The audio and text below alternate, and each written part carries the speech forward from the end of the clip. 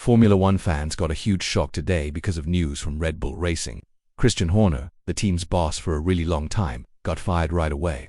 Laurent Mekies is now the new Red Bull Racing boss, but nobody knows if this will last forever or just for now. Everyone in the racing world is talking about it, and Sebastian Vettel's name is already being mentioned as someone who might take over later. But how did everything go so wrong for someone who used to represent everything Red Bull stood for?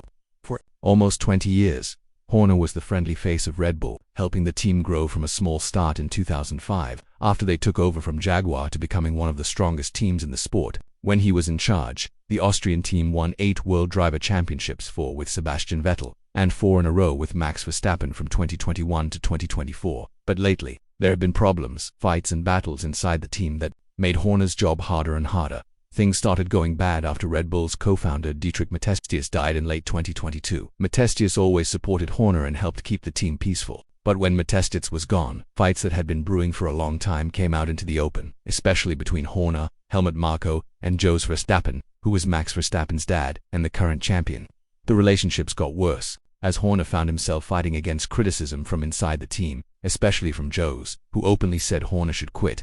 Max himself never said his dad was wrong, which made things even more tense. Making things worse, important people. We kept leaving the team, which became a worrying pattern. Red Bull's amazing technical genius Adrian Newey left for Aston Martin, while Jonathan Wheatley, who was really important for the team's race strategies, also left. Rob Marshall, Lee Stevenson, and Will Courtney left too, all showing they weren't happy or that things weren't stable under Horner's recent leadership. But even with all these people leaving, Horner's job seemed safe for a while. What finally made the difference was something else completely: the scary possibility of losing Max Verstappen. Rumors started spreading in mid-2024 about Verstappen maybe leaving for Mercedes. Even though people said publicly that wasn't true, the whispers kept getting louder. Aston Martin was also mentioned as a place he might go, but their poor performance made that less likely. Max Verstappen's manager said something mysterious right after Horner got fired.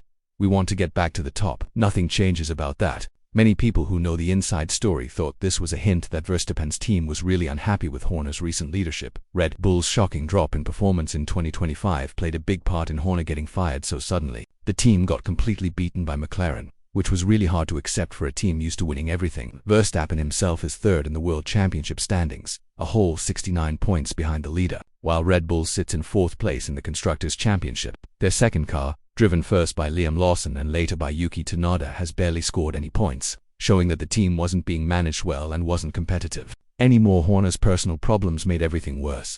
Last year, people made accusations against him, which led to Red Bull doing their own investigation. Even though he was cleared at first, his reputation was still damaged. Jos Verstappen had openly criticized Horner for creating a team full of arguments, directly accusing him of hurting the team's unity.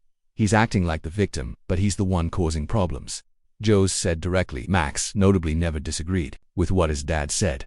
These explosive claims hurt Horner's position within the Red Bull leadership even more, making things more complicated. AIM-West, a top German racing news outlet, reported earlier this year that Max Verstappen's team specifically asked for Horner to have less power as part of negotiations to stay with Red Bull. These demands clearly showed that Verstappen's relationship with Horner had gone really bad. Many people saw this as an ultimatum, either Horner or Verstappen, forcing the team to choose. In the end, Red Bull picked the superstar driver, leaving Horner with nothing. But Horner leaving doesn't promise that Verstappen will stay with the team long term. The team's problems go deeper than just one person. Recent driver instability shows this chaos, with 3 teammates going through the second Red Bull seat in just 12 months. Laurent Mekies, who now takes over as Horner's replacement, inherits a really challenging situation. Mekies, who was previously in charge of Red Bull's junior team Racing Bulls, brings stability and a new way of doing things.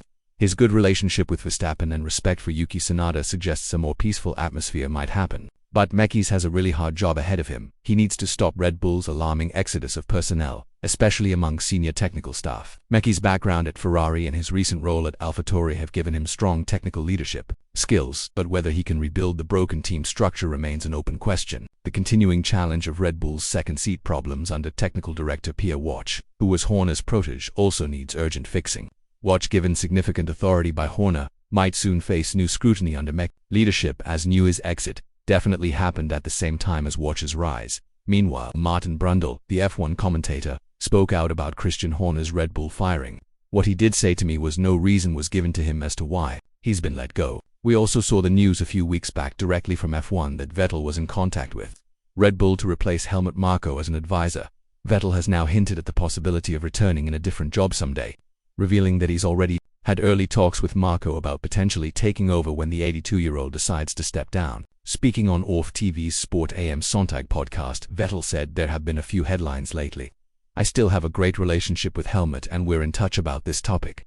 The 37-year-old also admitted that replacing Marko would be really hard, while expressing his hope that the Austrian continues in his role for a long time to come. "He's irreplaceable.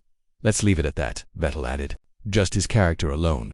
He has made an incredibly important contribution to everything the team has accomplished since 2005. Maybe the goal shouldn't even be to find someone to replace him. Fans are already guessing that Sebastian might replace Horner in the long run, not Helmut Marko. That would be a perfect situation for every fan. But what seemed to be something for the far future, now with the firing of Horner, seems to be much closer. Horner's final race as team principal, the British Grand Prix, perfectly showed Red Bull's recent struggles.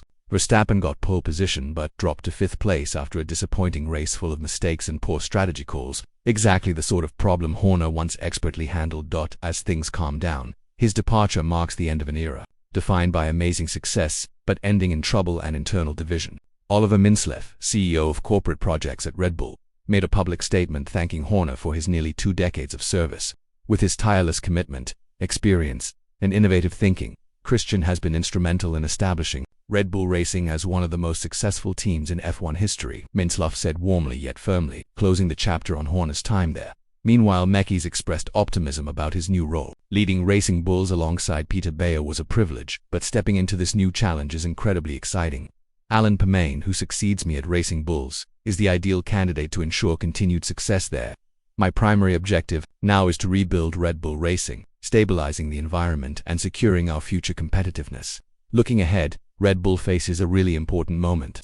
Without significant planned upgrades for the RB21, 2025 may continue to be challenging. However, the management changes show the team's clear intention to rebuild. Mekies will need to quickly restore confidence, keep Verstappen, and bring back the innovative spirit that once made Red Bull unstoppable. Whether he can accomplish this amid internal fractures remains to be seen. As for Horner, he appears to be heading towards Ferrari, at least, as speculation suggests. Whatever the future holds, Horner's shocking departure sends a clear message: no figure, however iconic, is untouchable in modern Formula One. Red Bull's next moves could define not just their immediate future, but the broader direction of the sport itself. Will Mekies deliver stability and a fresh beginning? Or will Red Bull spiral further into decline, losing its brightest talents along the way? What do you think about Christian Horner's firing? Will Verstappen remain loyal, or is Mercedes poised to capitalize on Red Bull's turmoil? Let us know your thoughts and don't forget to like and subscribe.